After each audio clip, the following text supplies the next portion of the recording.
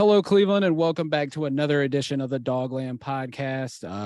I am your host, Jackson McCurry. Anthony Jokey's rolling with us, and Anthony, we got a special guest tonight as well. Yeah, it's been a while since we've had him on the show, but it's always great to talk to this gentleman. And we've had him on consistently since we started this thing 5 years ago. So it's always great to have him back. Yes, and joining us tonight, like Anthony said, he's always been on with us consistently through the good times and the bads of Browns football. He's the managing editor of the Browns Wire. It's the one and only Jared Mueller. Jared, how you doing tonight, brother? I'm good, gentlemen. I'm good. Are we going to talk OBJ trade or? Oh wait, no, we're not doing that this year, right? Man, that feels like a decade ago at this point in time. It really good, does. But it's good to be on with you guys. It's always good to have. I always say something about sports. There's a lot of drama, a lot of bull crap to it. But having good people you can connect with is one of the positives of sports, of social media, of all that. So you guys are good people. So I love being a part of your show. And we love that you're always willing to come on. We appreciate you so much. You're one of our most frequent guests. So we really appreciate you taking the time to join us because we know how busy you are with your real job, handling things at the Browns Wire. So we're always grateful for you. Absolutely. So busy Browns day to a degree, busy couple days since the preseason game, but the Browns were obviously active today, and we'll start off with that. They had to make roster moves. It was cut down day in the NFL, going from 90 to 85. The Browns also picked up somebody I think they claimed this dude off a waiver wire. Yeah, he's off the waiver wire from New Orleans. Okay, his name is, I think it's Aesop. I'm hoping I pronounced that right. It's Aesop Winston, wide receiver. Came from the New Orleans Saints, was an undrafted rookie out of Washington State in 2020. Jared, when you look at this guy, just seems like this is going to be another guy to get a crack at the return game. Averaged almost 12 yards per return last year in New Orleans in 3 games. So 5'11", 190 pounds. This is clearly a guy that they're going to give an opportunity to the return positions after the Jakeem Grant injury. Yeah, I think it's really interesting that the Browns 2 years in a row have really suffered from, they wanted this one guy to be the return guy, JoJo Natson, on a reverse, I believe, or an end around, tears his ACL. Then Jakeem Grant comes in on a 3-year contract that has an out after 1 year, and he goes down, in training camp. It's really interesting. They really want to have a decent return game. And I couldn't stop laughing. I thought it was a joke, and then I realized we're not in OTAs. Ronnie Harrison took the first snaps. Now, obviously, it didn't matter the order. Ronnie Harrison took the first snaps as a returner yesterday. And so, yeah, they're just looking at what do they have available to have a quality return game. Their new depth chart that just came out this afternoon, at least on their official website or their media website, has Demetric Felton as their only kick and punt returner. So they only had Grant on there in their first week. Now they only have Felton. So they are not putting who else could be returning kicks, and Demetric Felton is there. Listen, Aesop's Fables over here. I have no idea. I didn't even know who he was. Took me a second to figure out, who Winston was. Actually, I didn't really. Jeff Risdon took care of that for us. Listen, return game is really important. I don't need to see Jim Leonard, Jim Leonard, just back there fair catching everything. Like, you can put anybody back there to do that. We need to get some dynamic plays, and even those hidden yardage, those 7-yard returns instead of 2 yards, right? All of those things are really going to matter for a team that needs to win the margin game if their quarterback is Jacoby Brissett. Anthony, don't you feel like it's Demetric Felton's job to lose at this point? I mean, he was our primary punt returner until I think the Baltimore game last year where he fumbled a couple times and he lost the job. It would seem like, and he's going to make this roster, I think, now with the lack of depth at the wide receiver position. Don't you think it's his job to lose in terms of the return game? Yeah, because I honestly don't want anybody else back there. Jared mentioned Ronnie Harrison. I'm like, no. He brought up Jim Leonard. That was my first thought too. Anthony Schwartz has a lot of other things to focus on, like catching the football. Peoples-Jones, that experiment failed early on last season. So, it's kind of by default goes to Felton. So maybe this Aesop Winston can come in, get some reps, maybe. show something. But, right now it's Shelton or nothing, it seems like. I had to laugh on Brown's Facebook the other day. Somebody mentioned bring back Damon Sheehy Giuseppe, and that just gave me 2019 vibes all over again. I'm like, that was a great feel-good story for about 5 seconds, but I don't even know where that kid's at these days. But that was just. Does he have OBJ's shoes still? I would hope so. I would hope so. I would held on to those forever. And then the Browns made some roster cuts today. Well, mainly they made 2 cuts because the other 2 guys went on injured reserve, Nick Harris and Dawson Dean, which we'll get to, but they cut Sheldon Day, and then they also waived with the injury designation. Yeah, what was his name again? Offensive lineman. It's not up on the site just yet. Nakasa? Elijah Nakasa. Elijah Nakansa. Yeah, so I mean, none of these roster moves were a surprise. We knew Deaton and Harris would be going on injured reserve, but Sheldon Day, just on the name alone, was kind of a surprise just because the D tackle room's just been in a shuffle, to say the least. But he wasn't much guarantee money. Jack Duffin pointed that out, but like none of these roster moves were very, very much a surprise today. No, not at all. I mean, obviously the old saying, you can't make the club from in the tub. Sheldon Day hasn't practiced. He's had a back injury. He's someone we know because there was some draft hype about him. He fell, I believe, to the 5th round and has kind of moved his way around the NFL. He looks interesting. He's undersized. He's not a player. He's a player that old Browns would have kept. But at this point, I think they actually like a little bit of what they're seeing from some of the young guys. And they like that they'll be able to move Alex Wright, Garrett Clowney, some of those guys inside as well. So everything else makes sense, right? Harris, Deaton, the receiver, Derek Dillon, then Sheldon Day. And then the Browns have a lot of offensive linemen, right? So with that many offensive linemen, you're probably going to go in that way and probably be able to kind of get rid of a few. I'll be interested in the next cut the next time they got to move down. Do they actually find a trade partner like the Eagles did to trade their wide receiver to try to take a look at I believe it was a cornerback? If we see something like that from one of the offensive linemen, a Drew Forbes, one of those kind of guys that maybe is on the border, and the Browns get a look at somebody else. Yeah, I mean, you mentioned the offensive line. We have Dunn, we have Hance, we have Forbes, Alex Taylor. Like, we have some guys that we could flip to pick up something at a position of weakness, much like if they wanted to add another D tackle, obviously wide receiver, any of the other positions that are just really weak on what's a talented roster right now. We mentioned Harris and Deaton. Obviously, Anthony and I talked about Nick Harris's injury on our last episode, but then Monday, early on in practice, Dawson Deaton, 7th round pick out of Texas Tech. He says 2nd string center on the depth chart behind Ethan Posick, but I think he's more the 3rd string just because Hoffman got the first crack in the majority of the snaps Friday night. He gets carted off with an ACL injury. He's out for the year. Anthony, the center position takes another hit in a matter of a few days, and now we're down to just 2 centers. It would make sense that the Browns might be looking, unless they're looking from within, to bring in another potential center to back up Ethan Posick. Yeah, I really don't want to talk offensive line because the last 2 times I've done it, there's been an injury immediately.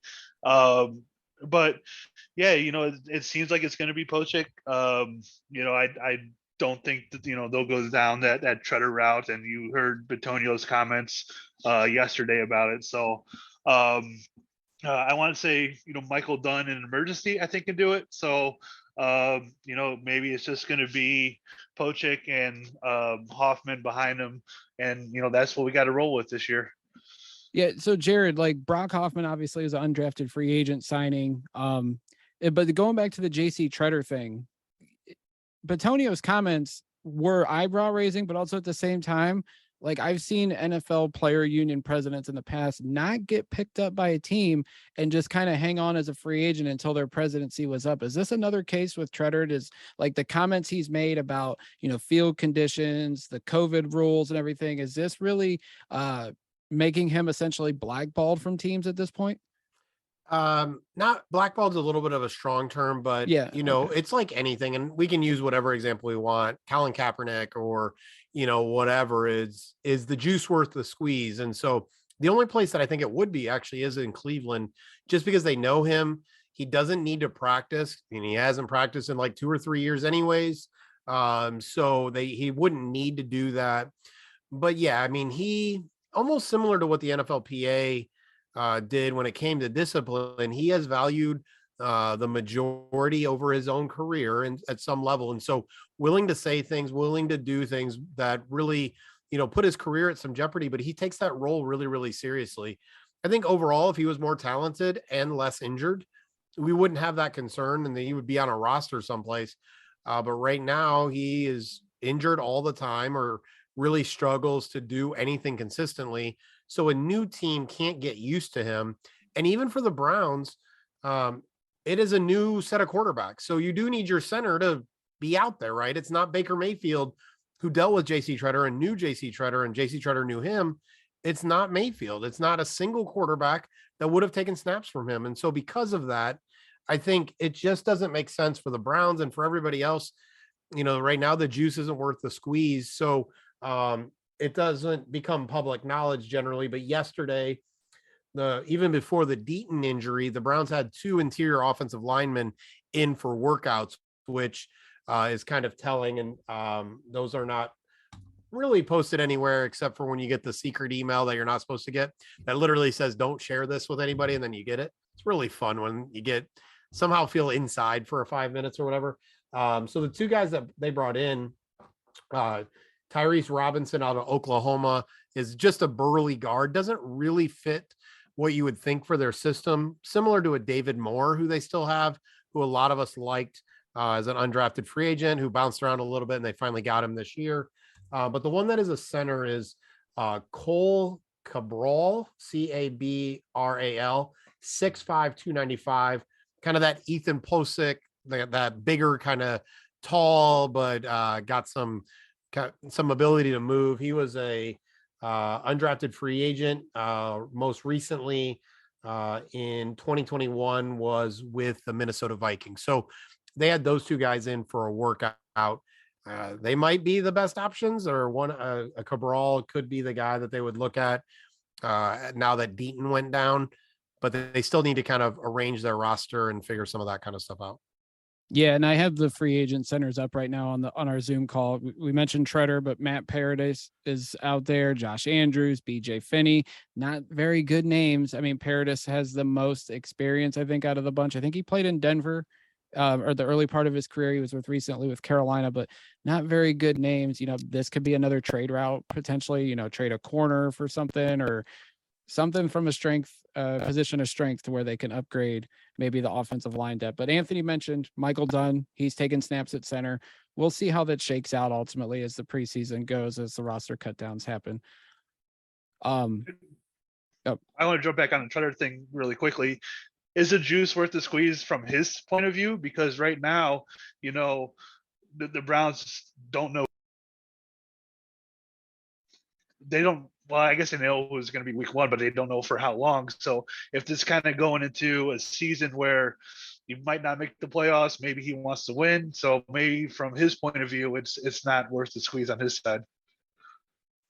Yeah, I would think so. I mean, he's been linked to Tampa because they had their center go down, and I think their backup center as well. But, he might want to wait. He might want to take the OBJ route and say, hey, like week 8, week 9 post trade deadline, if a contender needs a center, which would be really weird midway through the season for a contender to say, hey, we need to really beef up our offensive line. Let's go get this center with some bad knees who hasn't played. But I mean, maybe he goes that method down the second half of the season.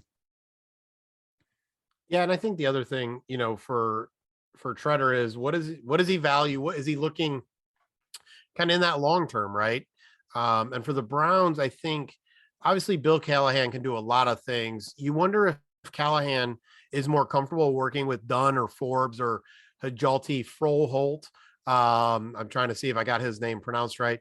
If he's just more comfortable working with those guys because they already understand kind of the language and he already knows their weaknesses, their strengths. So you just wonder if they just look at that and say, yes, this guy might be a more traditional center, but this gives us more flexibility. We know what this guy can do, all of that kind of stuff.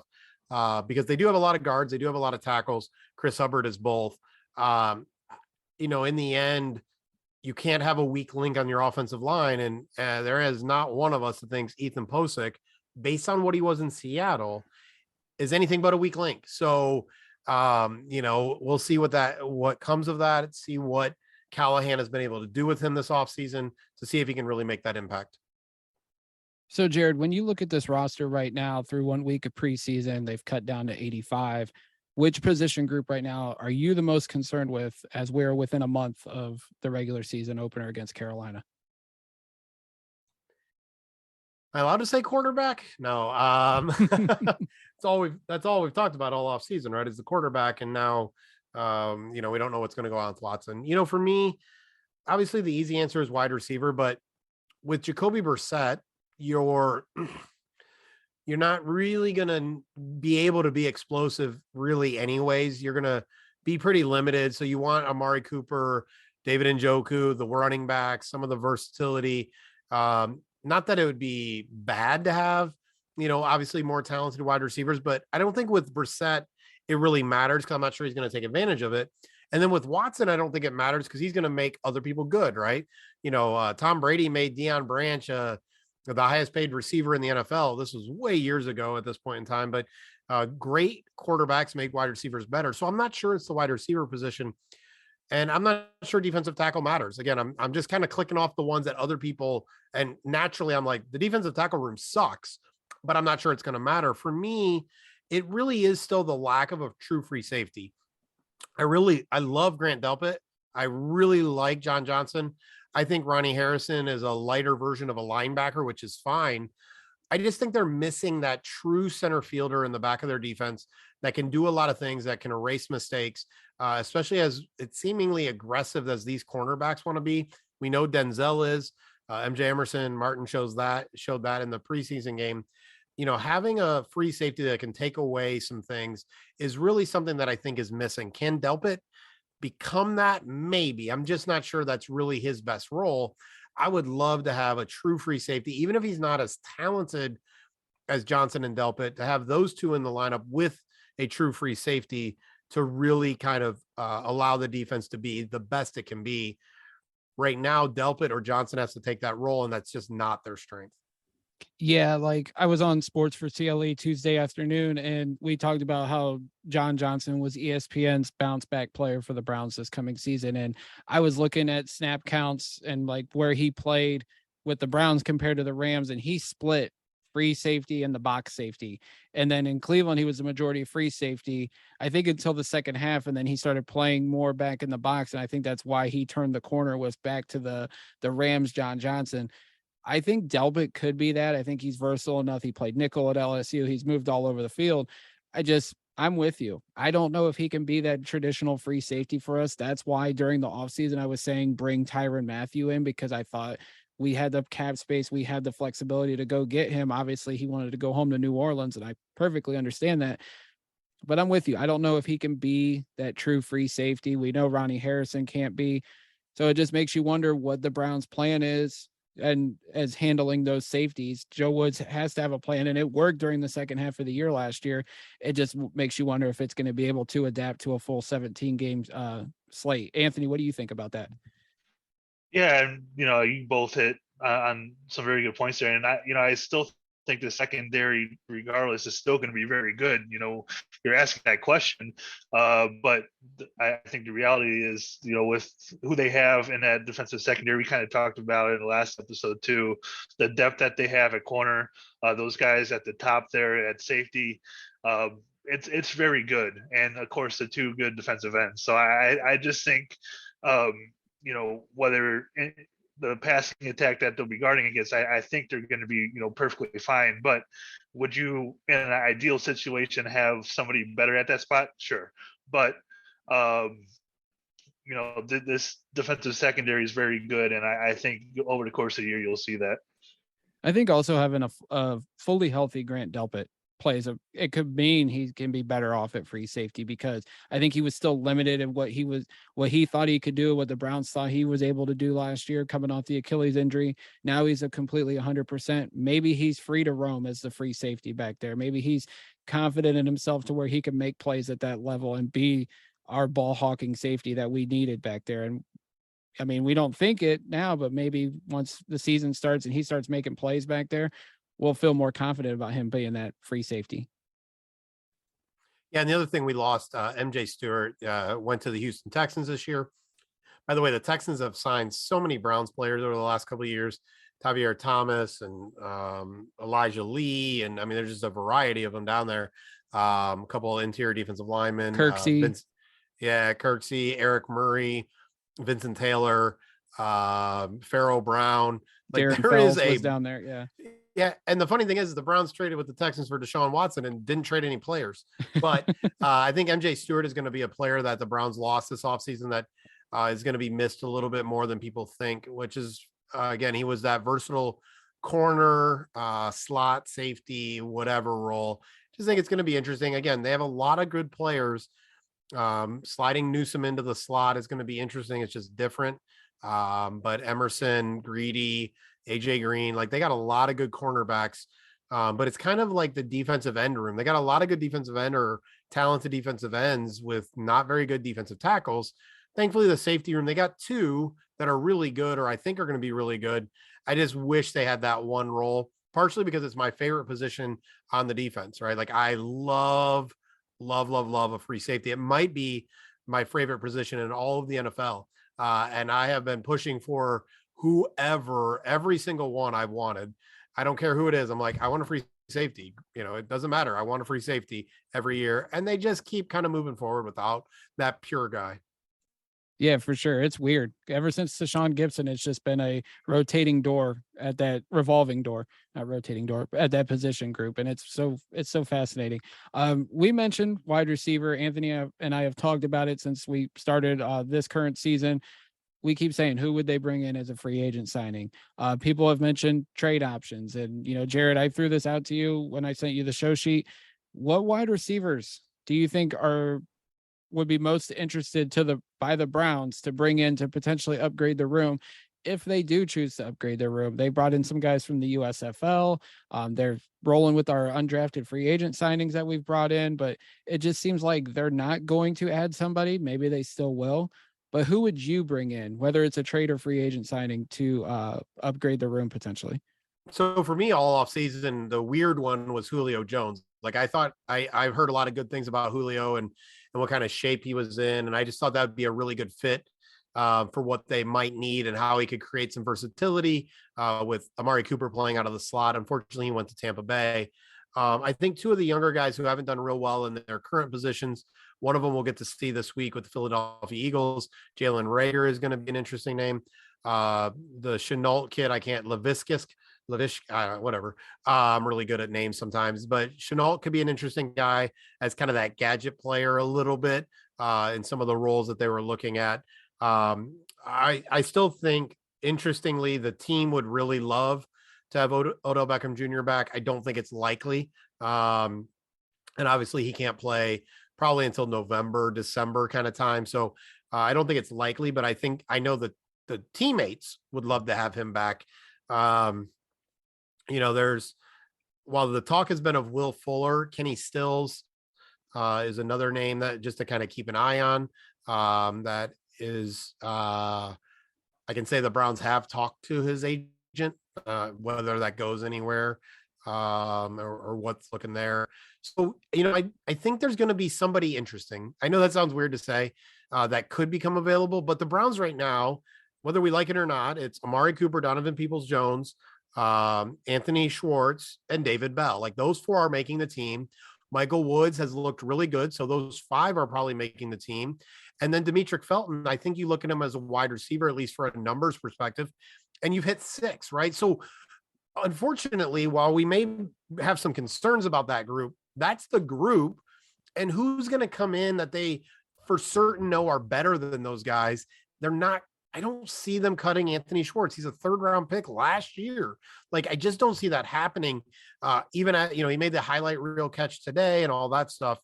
So I think we're at our 6 at some level, unless they were really high on one of those guys and they can, you know, spend a 6th round pick or again, trade an offensive line and cornerback to get that guy. I just don't see it unless, again, it's, you know, it's one of those situations. a running back gets hurt, so Felton kind of moves back in as the fourth running back, so they have room for a Stills or a Fuller. I'm just not sure any of those are going to make sense, or the Browns are going to care enough to do that. So you mentioned Odell Beckham, and it was brought to my attention because it was, floated around on social media. There was an Instagram post of Baker in the Panthers uniform, and Odell Beckham commented, "Go shine." And now everybody was like thrown for a loop going, well, I thought these two didn't like each other. Jared, I have a theory, and Anthony, you could chime in on this as well. What if Baker wasn't the issue? Was Kevin Stefanski and Odell butting heads about how he was being used in the offense, and maybe Stefanski was ultimately the reason Odell forced his way out of Cleveland? That's an interesting theory. I don't think so. Interestingly, Baker Mayfield and Odell Beckham Jr. had the same kind of arguments about their offense, and they just wanted more flexibility. They wanted more creativity. They agreed on that. The blunt reality, and this is probably overstating it, those two really like each other. Odell just hated playing with them. Like, that's just simple as that. Like, they really like each other. They really hung out in the offseason. Right. They really vibed really well together. And Odell didn't want him throwing him any passes anymore. Like, dude, I love you, but I don't want to work with you. Like, that's kind of what it was from what I understand. Now, they both want to do whatever. Like, they wanted to run whatever random routes, and they wanted to draw it up in the sand and some of that kind of stuff. They actually agreed on all of that. They just didn't agree that Odell didn't want it to be Baker throwing in the ball. Stefanski's system is set up to minimize the terrible, but it does sort of minimize the possible high upside. But that safety makes sense when it comes to that with the run game, with the defense they have. You're trying to limit the mistakes and make some good plays. So it would make sense he didn't love Kevin Stefanski. Well, I mean, and it makes sense, and because Stephon Diggs forced his way out of Minnesota, being in that same offense under Stefanski, which I think he left Minnesota after Stefanski already took the Browns job. So maybe the seeds were already planted before Stefanski left, and Diggs finally just said, "Oh, I want to go win, and let's trade me somewhere." And he ultimately went to Buffalo. So who knows if we'll ever know the complete full story of the whole OBJ exit, the situation with Baker and everything. But I just thought that was fascinating that, Odell commented and like told Baker, "Go shine, kid." And it was just like, it's just an interesting situation. And to be honest, that is a great representation. While fans and media and all that can say what they want about Odell Beckham Jr., no one has anything negative to say about the guy, even as his struggles in New York and all that he did there. Like, people freaking love that dude. And he is the most genuinely caring, passionate, hardworking, like, you name it. That guy tried to come back so hard and had a bad surgery. Like, his ACL surgery that he got, whoever gave it to him while he was in Cleveland, didn't go well. And that dude rehabbed his butt off. So you really do see someone who really wants other people to shine, doesn't hold grudges, really cares about people, gives away everything, like always is giving to people. Like, he is a great dude and a great teammate who was just frustrated. And you have to add to that he knew his knee wasn't doing what it was supposed to do. Like, he was frustrated with where he was in his rehab and all that. He didn't know it was going to tear again, but he knew he wasn't where he needed to be. And he didn't want to just keep going down that road again. So he gave up some money to do that. If I remember exactly correct, it wasn't a ton, but he gave up a little bit of money to move on. And he never said a bad word about anybody with the Browns, not one. Right. And it's telling how his teammates talked about him when he left. So we can have all the thoughts that we want, but from the outside looking in, doesn't matter. Everybody on the inside loves him. So as we progress in the preseason, obviously game 2 is coming up this weekend with Philly, including the joint practices this week, which is probably more emphasis by both teams than the actual game. And then obviously next week's the preseason finale, the final roster cut downs.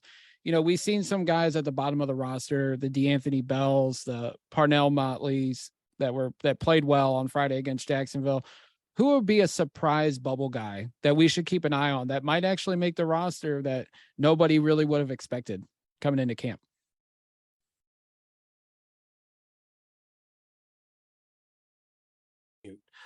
So that's an interesting question. I think there are a few guys that really stand out to me. You named one of them. Bell is a guy that they're intrigued by. I'm trying to get my system to run their depth chart for me. Yeah, D'Anthony Bell is someone they're interested by. Slot receiver, slot corner Sean Jolly, unfortunately, is injured. But I think it's telling that he's still on the roster, and Silas Kelly, who got injured about the same time, is gone. They really want somebody who can kind of be the other slot guy, right? So they've got guys on the outside.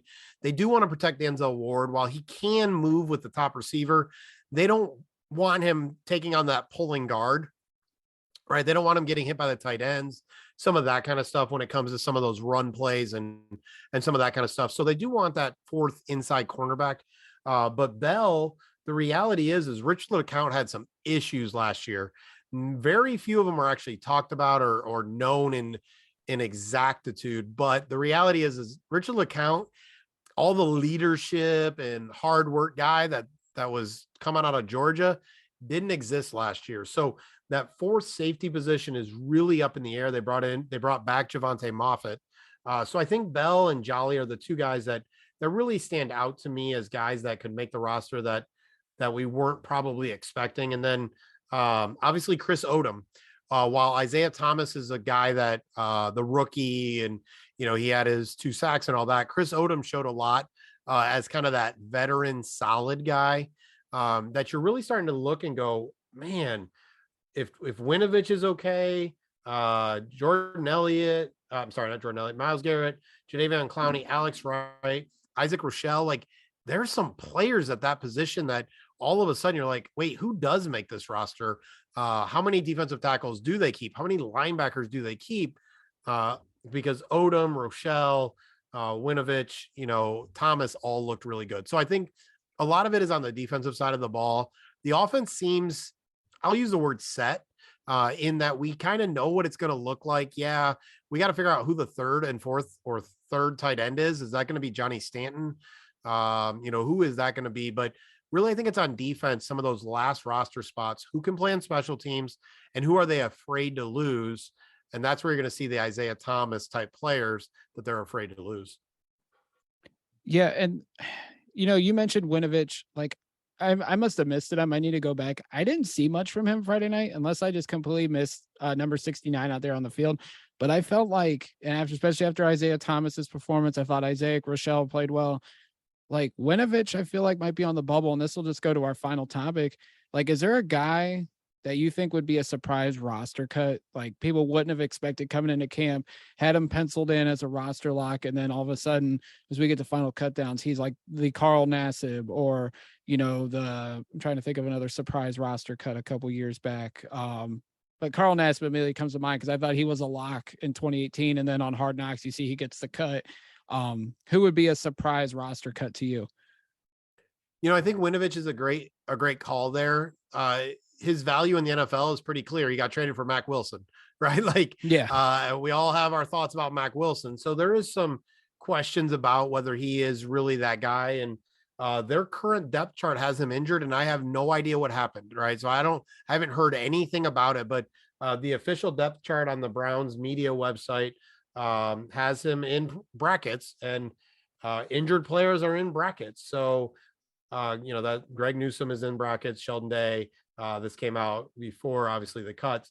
So I think Winovich is an interesting name. I think would be interesting if Marco Santos Silva gets cut. He's a player that people got excited about because he's a basketball player. And to be honest, they made a unique kind of call to say, hey, we signed him like right after the draft and didn't announce any other undrafted free agents until the rookie mini camp, whatever amount of time later, a week later, 10 days later, whatever that was.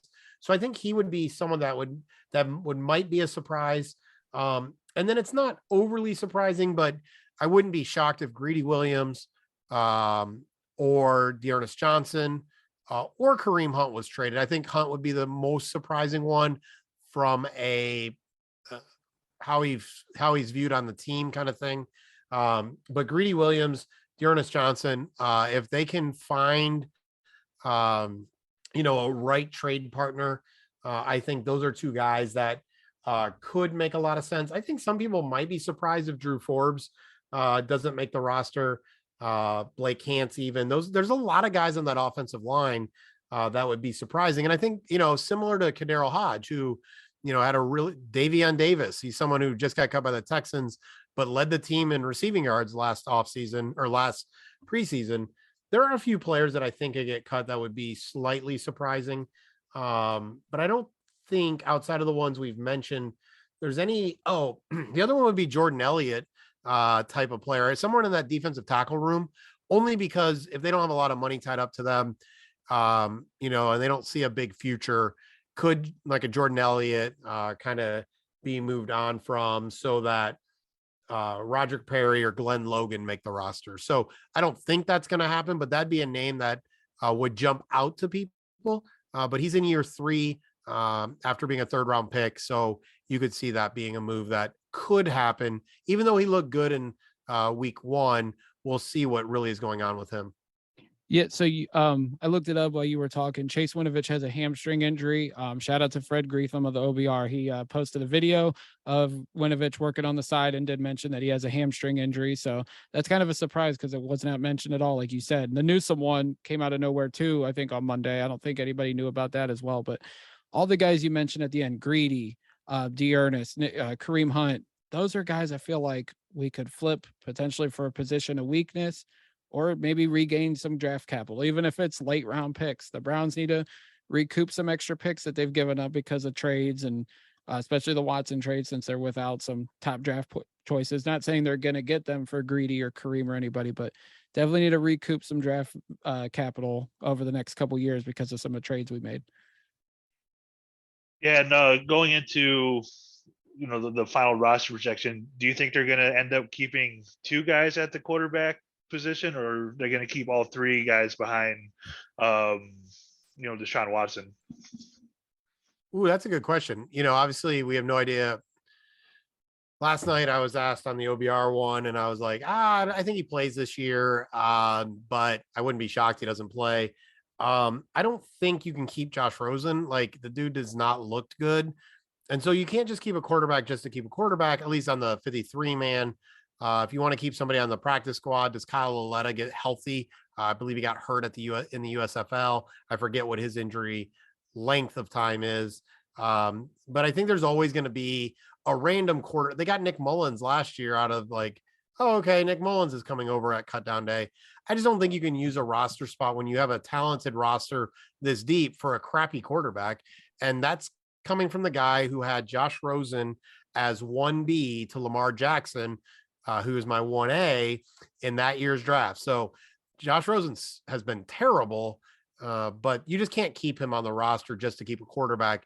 You might just want to try to do something different, but you bring him in, he's a camp arm. You see if you can see if you do something in a wide zone scheme, see if you can find something out of him, because he does have some movability skills and all that. We just haven't seen it yet. He'll get a lot. Listen, it's going to be the Josh show against the Eagles. Probably not going to see Watson. You're not going to see Brissett. So let's see what Dobbs and let's see what Rosen can do. And then we'll kind of go from there. But I think it's going to be Brissett and Dobbs going in, and then Dobbs going down to the practice squad, most likely, if Watson returns. With Rosen, like, anybody you've talked to around the league, what has been his downfall? Because coming out, people had him projected as the top quarterback in the draft, had the best NFL arm by some experts. And then it was just like, was it a bad fit for him to go to Arizona? And then it just obviously getting kicked to the side for Kyler Murray in year 2. And it's just like, what has been his downfall in the league? That's a great question. 2 things. One, on the field, his accuracy has not been what we saw. But it's like anything. Johnny Manziel had general accuracy, but didn't have precise accuracy in college. And then he wasn't accurate at the NFL level. So I think the accuracy thing has been a big deal. And then there's something to be said about, I'll use the word attitude, but I don't actually mean it as an attitude problem. But there's something to be said about laid back, except when you can't be laid back. Do you have the ability to shift gears, right? Does an extrovert have the ability to shut his mouth? I'm talking about myself, so I can say it that way. Do I have the ability to shift gears in meetings? Does a introvert have the ability to shift gears when needed to be vocal and advocate for themselves and all of that kind of stuff? And Josh Rosen, Eli Manning was a pretty laid back dude, but he got fiery when he needed to, and he was good at what he did. Josh Rosen never seems to really give two craps about anything, which would be great if you're good. But when you're trying to fight for a roster spot, that's not the vibe you want to give off to your teammates, to your coaches, all of that kind of stuff. So it just doesn't seem like he cares, even if he is a good worker. And then the accuracy is kind of important. Anthony, you got anything else for Jared before we wrap up? No, I don't think so. I think we're all good. Jared, I actually have one more question, because I'd be remiss if we didn't have one question about the Cavs, because you did cover them back in the day. What do you make of the whole Colin Sexton situation? Yeah, I think it's a really interesting one where it's almost the opposite of the J.R. Smith, Tristan Thompson situation. The team's using their leverage, right? And so I think the Cavs know that I know the Cavs know that they have their leverage. I know the Cavs know that they have an option, and they can get really creative, and they can hold his feet to the fire. And so, LeBron returning is still a possibility. It's unlikely. I would say probably based on a conversation, 25%. And that 25% is based on a lot of things happening in LA, and based on Evan Mobley and some of those kind of things, kind of really expanding. But for them, Colin Sexton, I think he's a very good player, but he just doesn't have the leverage right now, and he's got to decide whether it's a risky thing or not. And so right now they're kind of squared off. And to be honest, they both think the same thing. They both think Colin Sexton's a really good player who has the upside of being a really, really good player in whatever role, but they both understand that fit as being kind of that guy with Mobley, with Garland, with Jared Allen, that he can't be used in the same way, but that he does have a lot of upside. So they're in a lot of agreement, except for we got the leverage and you don't. So we're trying to leverage that and be respectful of you and all that kind of stuff. And we'll see where it ends up. But listen, I think Colin Sexton would be a great sixth man for this team. I don't think him and LeVert fit very well together. But would Colin Sexton, Ricky Rubio, and a smaller lineup with Isaac Okoro make some sense? As a second team, sure. Put LeVert in the starting lineup with the taller guys.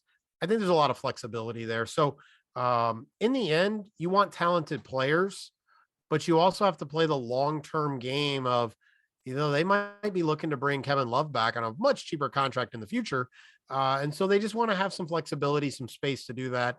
And they have no reason to overpay Colin Sexton with Darius Garland now on his deal, Jared Allen on his deal, and Evan Mobley looking like the next superstar. Yeah, I mean, I'm glad the Cavs haven't committed long-term him, just to keep that flexibility, like you said, just in case, the LeBron window opens again, because LeBron coming back, as long as they don't shuffle the deck with this young squad, I mean, that's an instant title contender, which is crazy to think LeBron in year 20 could still make that much of an impact on a young team like the Cavs. But just keep all options open. If LeVert comes back healthy and balls out, I would feel pretty confident giving him the long-term money instead of Sexton, just because I feel like he would fit better what they do, and he provides more length, which Sexton can't. So it's going to be interesting to see how it all shakes out. I hope it doesn't drag into the season, because I feel really good about this Cavs team as they're constructed. If Sexton comes back, he adds another punch off the bench. If not, I still feel really good about this team going forward. Yeah, how fun. We're one of the, Cleveland's one of the few towns that has 3 professional sports teams. The Ohio State Buckeyes, obviously. Anybody that has any of that those ugly blue and gold colors, you shut it down. But, how great is it that 3 professional sports teams are at least going to be good, or expected to be good? The Gardos, they've got the lead in the AL Central. The Browns are expected to be good, even if not great without Watson. And then obviously we're talking about the Cavaliers is a really fun, they're like the New Jersey Nets of a few years ago that LeVert and Allen were on, where they're young, exciting, kind of coming together. just a lot of fun players. So it's great to have 4 quality teams in the state, and you can add the Bengals. So it's really fun time for the state of Ohio when it comes to professional sports. And the Blue Jackets are going to be very much improved too after their big free agency signing. Is that what the BJs are in your house? I think there was a media guy who, I actually don't follow hockey in any way, shape, or form. But all I know is that tweet by the Browns media guy about watching a lot of Blue Jacket hockey in his home. I wish that team was in Cleveland. I really do. Like, I feel like it should be, because I think that they would really embrace a very tough hockey team. I had to laugh when the Blue Jackets made their moves this offseason. I sent them to Anthony. I'm like, is this good? Is this good? People are getting hyped. Like, I'm not a big hockey fan, but I seen the Blue Jackets are being aggressive. So yeah, they shocked pretty much the entire hockey world when they signed the top free agent in free agency, Johnny Gaudreau. So Johnny Hockey is what he's called. Hey, Johnny Hockey's always greater than Johnny Football. So that's it. But Jared, we can't thank you so much for your time. You're always gracious with your time when you come on with us. Talk about the Browns Wire, what's going on there, and plug your social media. Sure. Yeah. The Browns Wire, we do as best we can with everything that we can, right? As kind of that second full-time job that I have. And so, just trying to keep track of everything going on so that it's kind of a one-stop shop for news, videos, information, right? So, the Anthony Schwartz, catch today, I'll be putting up Cade York's amazing kick, his 55-yard kick that basically was almost at the top of the goalpost when it went through. So we just try to keep track of as many things as we can, breaking things down. Jeff Risden, who really was basically the initial editor, still helps out with the site, which is great. Josh Keatley does his breakdowns. Brad Ward, who has the All Eyes on Cleveland podcast and does some stuff for us. And then really we're looking forward to, the closure with the Deshaun Watson. And so that closure will allow us some opportunity to really go back and talk about the trade, talk about the impact on the fans, talk about really kind of put a bow on some of that, because whenever he returns, I'll be quite honest with you, I have zero conversation about what happened after he returns. Like that again, for victims and everybody else and all the big deal for a lot of people, I get it, but we're just going to really focus on the football part once he returns. So kind of putting a bow on that for at least as a Browns media and how we're going to move forward. So just trying to really do that, because I think it's important that this segment, right, even the Baker Mayfield stuff, how do we revisit that and look at, they started recruiting Deshaun Watson, Baker wanted out, all that kind of went with that, and we'll go from there. So just kind of trying to do as much as we can there. So the Browns Wire is, I believe, it's at the Browns Wire is our social media, at Jared K. Mueller, and then thebrownswire.com, or go through USA Today. We are part of the sports media group with USA Today. So, I was just looking at it. This is about to be my 10th year covering professional sports. Started with the Fan-Sided Network. My wife was about to run some marathons or get ready to run marathons. And I was like, what am I going to do while you're training? She's like, do something sports. She thought I would go play. I started writing, and now we're here. So it's been a cool looking at that kind of decade of doing this. And congrats on a decade, man. That's awesome. You're great at what you do, and keep up the great work. And thanks for always being good to us, man. Absolutely. And, I got to meet Anthony in person. One of these days, buddy, I'll actually see you in person someplace. So it's good. Always good to be on with, like I said, with good people, right?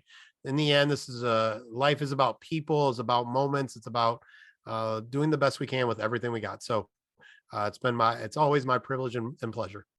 So somehow I managed to meet Jared before I met Jack, which is kind of weird. So me and Anthony finally met last fall at the Browns Cardinals game. And that was cool. And then obviously the Browns got walloped by Kyler Murray and company, but it was a cool experience. It was my first Browns game in person too. So that was awesome. And this fall, I'm going to Miami to the Browns Dolphins game, and I get to meet Jack Duffin in person. So that's going to be a pretty cool experience as well. So that's awesome. Yeah, for sure. Checking those experiences off, right? Absolutely.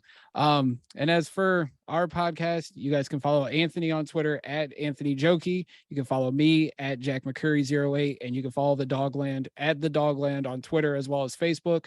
If you listen to us on Apple Podcasts or Spotify, be sure to subscribe or follow, leave us a review and share as well on all the social media platforms.